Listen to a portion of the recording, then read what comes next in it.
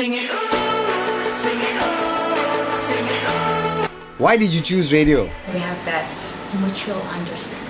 I choose radio because it's fun.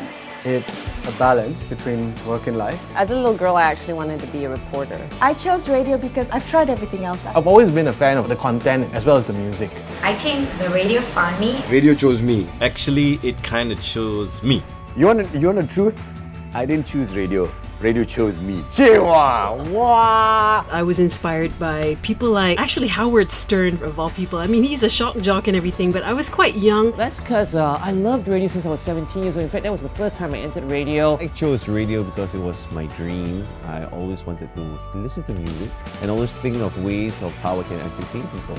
So it all happened at this beauty pageant where I was not a contestant, but I was performing alongside with my brother. Well, it's the form of media where your words are the most important part of the output. It's purely because of the company, what the company does, the culture, which I think really goes with what I believe in.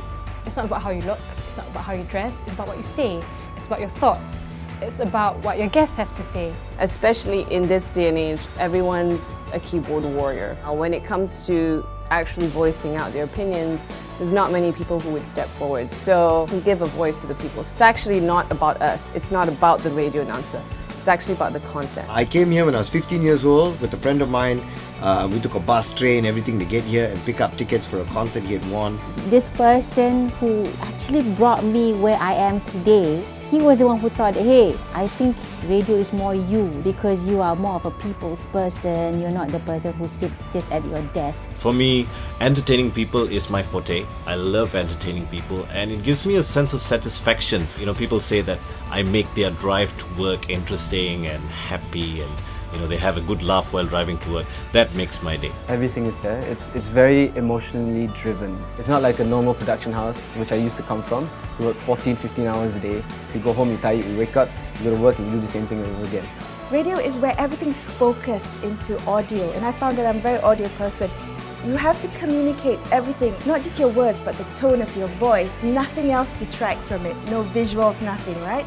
I like to talk to people, I like to meet people, and I like to interview people, find out what makes them tick.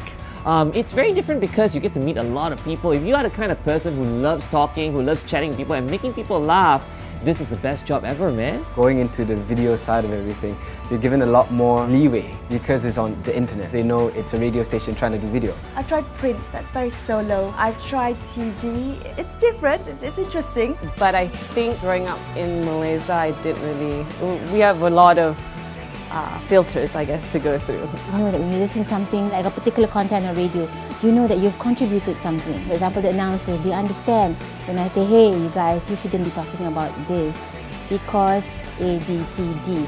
And then when they actually listen to you and they understand you, they follow what you say, they follow your advice, you feel as if you've contributed something, you know? And I wanted to do what he did. Of course, I matured and I got my inspiration more from people like Larry King and David Letterman. And I fell in love with the place. I saw DJs walking in the hallway. When I saw them, I'm like, oh, these are the people that excite me and accompany me to school every day, and I was super excited. When I joined the promotional vehicles driving around, I fell in love with the idea and the concept of what radio can do. It is immediate. The minute something happens, you can break programming, go on air and say, look guys, we've lost a plane. That's something that I really hold dear in terms of my job, the intellectual part of it. It's really a case of me wanting to be able to perhaps put my opinion out there and be heard.